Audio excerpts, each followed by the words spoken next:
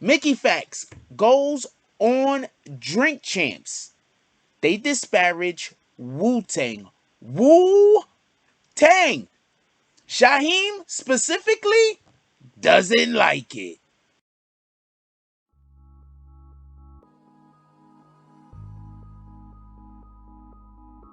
From the concrete jungle to that nightclub where you took off all of your clothes because it got too hot in there. Gorilla edibles. Eat your high.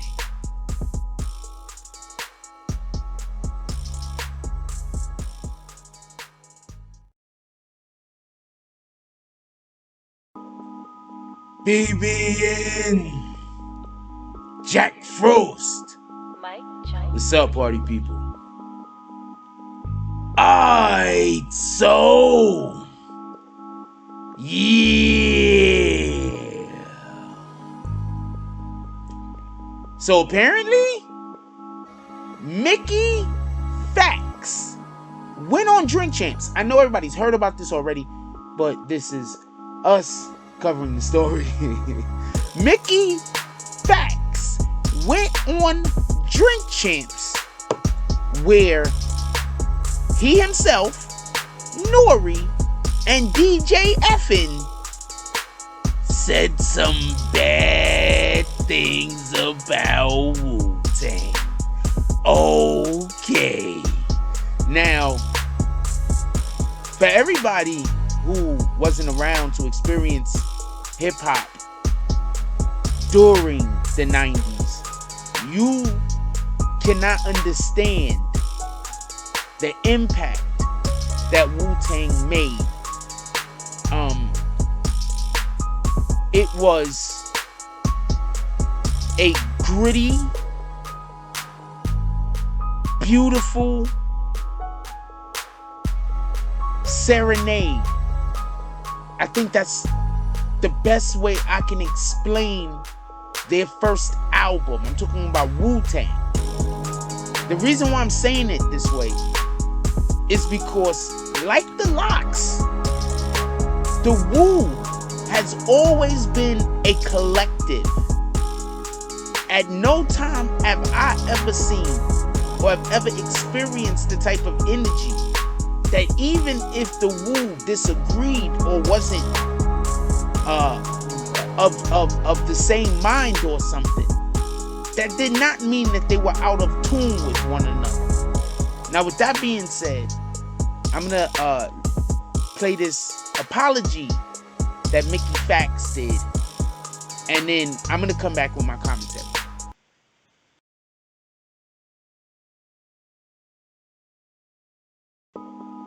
Yo, it's Mickey Factz. I wanted to address some of the most recent issues that's been currently happening between some Wu Tang members, myself, EFN, and Noriega. During the Drink Champs interview that happened last month, I was explaining a specific story, and Noriega interjected into the conversation and said, Joe Budden had to apologize to Sons of Man, the flunkies, the people that don't exist. And after that, he's laughing, and then your friend says, Shaheem the rugged child, and then I laugh and say Shaheem, and then I say Killer Army twice, and I keep laughing. Before I even explain myself, I just want to give an apology to all of the Wu-Tang members and anyone who's affiliated with them, as well as their supporters and their fans. That was definitely out of line, it was out of pocket, and there's no excuse really for that. As I was telling the story, he mentioned that, from rewatching it a couple times, it was more so when EFN said Shaheem, it felt like, I was responding like, wow, he apologized to Shaheem, he apologized to Killer Army, but that's not how and what the optics come across as. It comes across as, I mentioned these two people's names as confirming what Noriega was saying. Let me just state, that's not entirely true.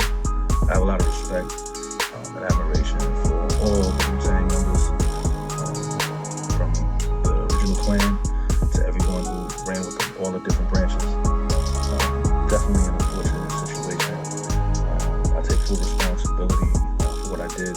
Definitely was intoxicated off of SUBCRIBE. I drank a whole bottle of Ciroc, but I don't want to get caught up in too much in blaming it on alcohol, even though I was intoxicated heavily. It's more so about the actions that I had when it came to that.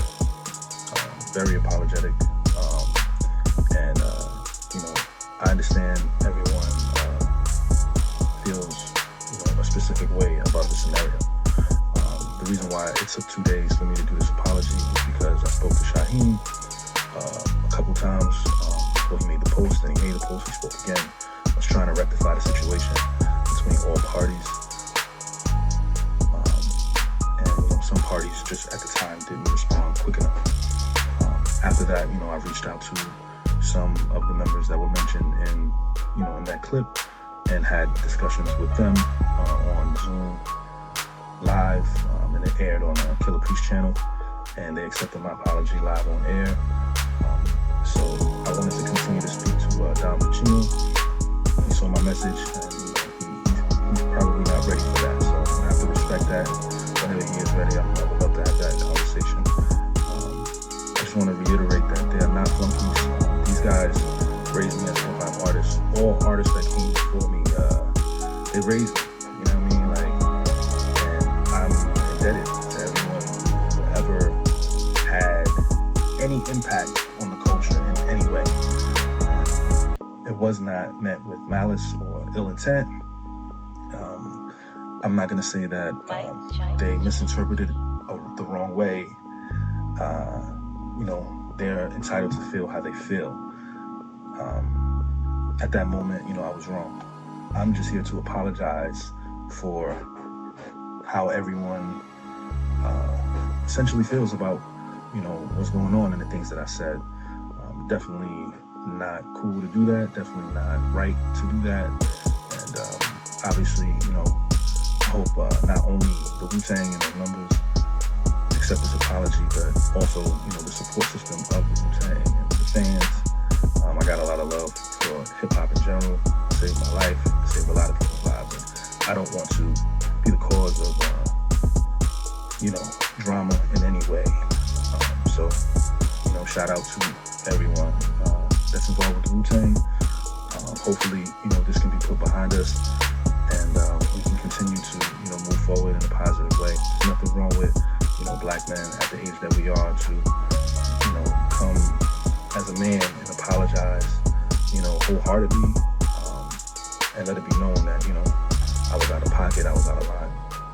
So much love and respect once again to the guys at the Wu, and let's continue to move in a positive format. God bless.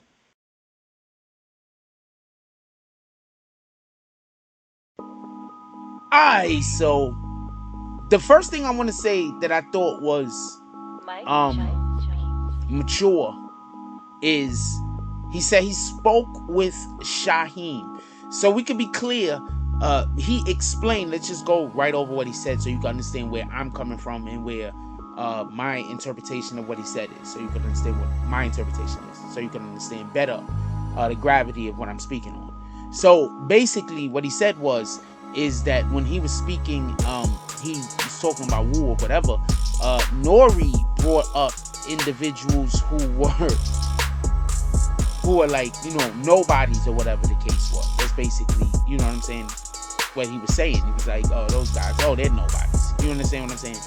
And after he said this, Mickey Factz then went on to name names. One of those names was Shaheem. They then went on to riff a little bit longer about it while giving feigned apologies, but some might believe they are or whatever, apologize, just jokes.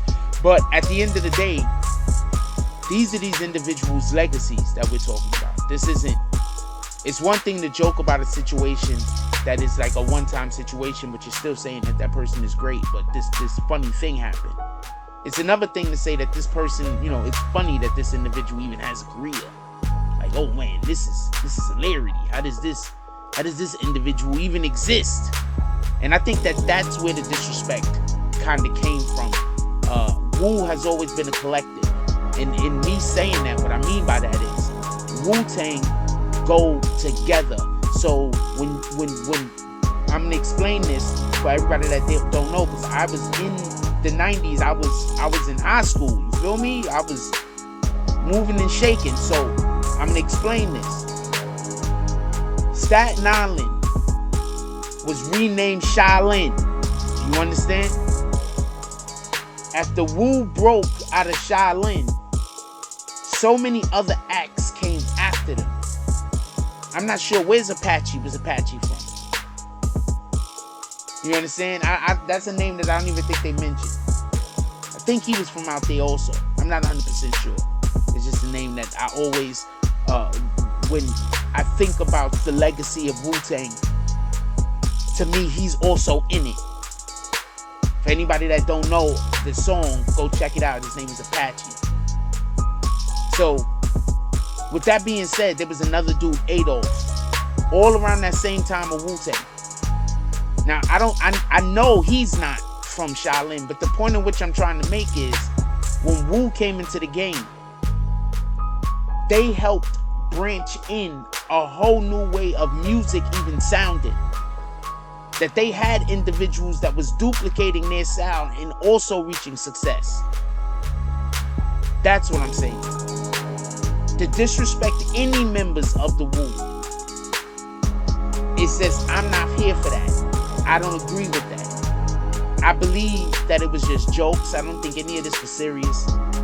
But I can understand why Shaheem, an individual, everybody forgets Shaheem was in movies. Remember? Then he got cut up. And Shaheem was on his way to be a whole movie star. How you talking about Shaheem like that though? You understand? Shaheem was on his way to be a whole movie star. Everybody forget Shaheem went to the house party where he got cut in the face. Everybody forget about that happening. So I don't even know how Shaheem would even been on that list. With all that being said, all of the Wu rappers that I heard were capable. So I don't even understand any of that. The only problem I could have seen Wu having is having so many good rappers that some people just got outshined because there just wasn't enough space for them. Other than that, I don't know what to tell you. With that being said, put it down in the comment section. How do y'all feel about this? Drink Champs hasn't addressed it yet. They plan on addressing it soon. I want to hear what they have to say. What I mean by addressing it is they're gonna address it on the show apparently on Friday. So I want to see what that is about. But look, I say that there's certain legacies that you can't mess with. Not the smallest part of the legacy or the greatest. Wu is one of those legacies. Like, comment, subscribe. Join the notification game. Hashtag Bronx Bombers. Let's get it. I love y'all. Take care of each other. Hug the kids for me. I haven't forgotten about you. And that's all I got on this one. I'm out.